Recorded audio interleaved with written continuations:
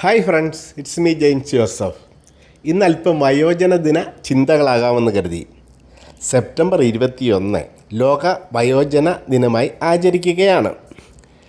ഇത്തവണത്തെ അതായത് 2025 വയോജന ദിനത്തിൻ്റെ തീം എന്ന് പറയുന്നത് empowering elderly voices for an inclusive future എന്നുള്ളതാണ്.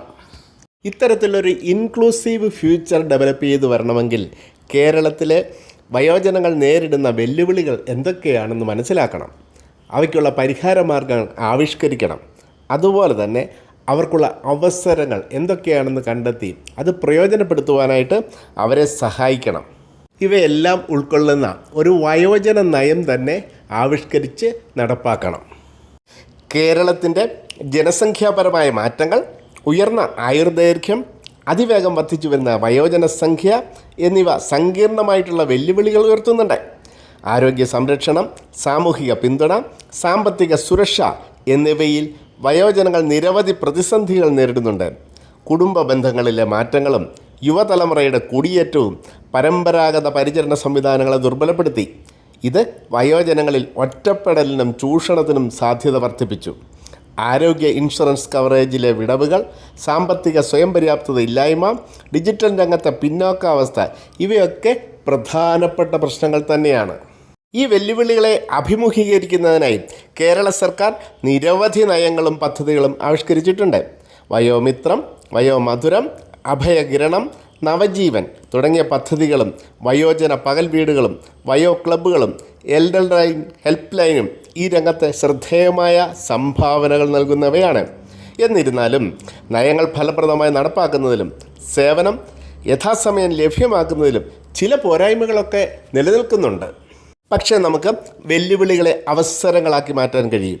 വയോജനങ്ങളുടെ അനുഭവ സമ്പത്തും കഴിവുകളും പ്രയോജനപ്പെടുത്തുന്നതിലൂടെയും തലമുറകൾ തമ്മിലുള്ള സഹകരണം പ്രോത്സാഹിപ്പിക്കുന്നതിലൂടെയും സാങ്കേതികവിദ്യ ഉപയോഗിച്ച് നൂതന പരിചരണ മാതൃകകൾ വികസിപ്പിക്കുന്നതിലൂടെയും നമുക്ക് ഈ വെല്ലുവിളികളെ അവസരങ്ങളാക്കി മാറ്റാനായിട്ട് കഴിയും. സമൂഹത്തിൻ്റെ ഒരു ഇൻക്ലൂസീവ് പോർഷനായി അല്ലെങ്കിൽ സമൂഹത്തിൻ്റെ ഒരു ഇൻക്ലൂസീവ് ഭാഗമായി വയോജനങ്ങളെ നിലനിർത്തുന്നതിനും അവർക്ക് അന്തസ്സുള്ള ജീവിതം ഉറപ്പാക്കുന്നതിനും സമഗ്രവും അവകാശങ്ങളെ അടിസ്ഥാനമാക്കിയുള്ളതുമായ സമീപനം അനിവാര്യമാണ്. ഇത്തരത്തിൽ ചിന്തിക്കുമ്പോൾ ചില കണക്കുകൾ കൂടി നമ്മൾ പരിശോധിക്കേണ്ടതുണ്ട്. ലോകമെമ്പാടും ജനസംഖ്യയുടെ വാർദ്ധക്യം ഒരു പ്രധാന വിഷയമായി മാറുമ്പോൾ ഇന്ത്യയിലും ഈ പ്രവണത പ്രകടമാണ്. എന്നാൽ കേരളം ഈ ജനസംഖ്യാപരമായ മാറ്റത്തിൽ ഒരു പ്രത്യേക സ്ഥാനം വഹിക്കുന്നുണ്ട്. കുറഞ്ഞ ജനനിരക്കും ഉയർന്ന ആയുർദൈർഘ്യവും കാരണം രാജ്യത്തെ മറ്റ് സംസ്ഥാനങ്ങളെ അപേക്ഷിച്ച് കേരളത്തിൽ വയോജനങ്ങളുടെ എണ്ണം അതിവേഗം വർദ്ധിക്കുകയാണ്.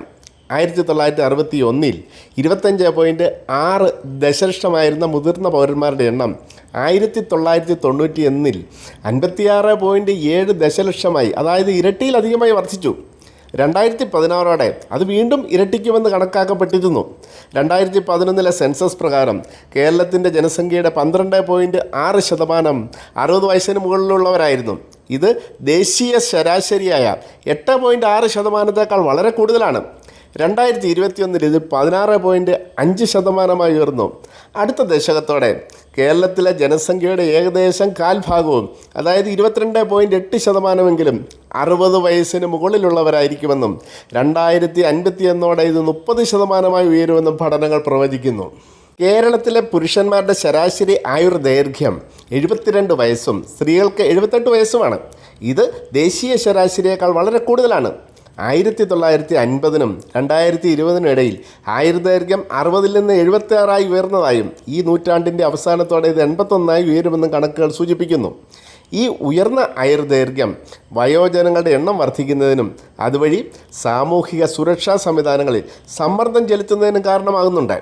2011 സെൻസസ് പ്രകാരം കേരളത്തിലെ വയോജന ആശ്രിതത്വ അനുപാതം, അതായത് ഓൾഡ് ഏജ് ഡിപ്പെൻഡൻസി റേഷ്യോ 19.6% ആയിരുന്നു. ഇത് 2031 34.3%-ആയി ഉയരുമെന്ന് ദേശീയ സ്ഥിതിവിവര കണക്ക് ഓഫീസ് NSO പ്രവചിക്കുന്നുണ്ട്. ഇന്ത്യയിലെ വയോജന ആശ്രിതത്വ അനുപാതം 142 ആയിരിക്കുമ്പോൾ കേരളത്തിൽ ഇത് 196 ജോലി ചെയ്യുന്ന ആളുകളുടെ എണ്ണത്തിലുണ്ടാകുന്ന ആനുപാതികമായ കുറവ് സാമൂഹിക സുരക്ഷാ ചെലവുകളിൽ വലിയ സമ്മർദ്ദം ചെലുത്തുന്നുണ്ട്. അതുപോലെ ജനസംഖ്യാപരമായിട്ടുള്ള ഈ മാറ്റങ്ങൾ കേരളത്തിൻ്റെ സാമൂഹിക സാമ്പത്തിക ഘടനയിലും വലിയ സ്വാധീനം ചെലുത്തുന്നുണ്ട്. പരമ്പരാഗതമായി ഇന്ത്യൻ സംസ്കാരത്തിലും സാമൂഹിക ക്രമീകരണങ്ങളിലും കുടുംബങ്ങൾ വയോജനങ്ങൾക്ക് സാമൂഹിക സുരക്ഷാ സംവിധാനം നൽകിയിരുന്നതാണ്. മുതിർന്നവരെ കുടുംബത്തിലും അയൽപ്പക്കത്തും സമൂഹത്തിലുമൊക്കെ ആദരിച്ചിരുന്നു. എന്നാൽ അണുകുടുംബങ്ങളുടെ വരവോടെ ഈ സംവിധാനം പൂർണ്ണമായിട്ട് ഇല്ലാതായി. മുതിർന്നവരുടെ പരിപാലനത്തിലുള്ള സംവിധാനങ്ങൾ ദുർബലമായി. യുവതലമുറയുടെ പ്രത്യേകിച്ച് പുരുഷന്മാരുടെ വ്യാപകമായിട്ടുള്ള കുടിയേറ്റം വയോജനങ്ങളെ ഒറ്റയ്ക്കാക്കുന്നുണ്ട്. ഇത് വയോജനങ്ങളെ സ്വയം പര്യാപ്തരാകാൻ പ്രേരിപ്പിക്കുകയും ഔപചാരിക പരിചരണ സംവിധാനങ്ങളെ ആശ്രയിക്കുവാൻ നിർബന്ധിതരാക്കുകയും ചെയ്യുന്നുണ്ട്. ഘടകങ്ങളൊക്കെ പരിഗണിച്ച് we have to empower our elderly voices for an inclusive future.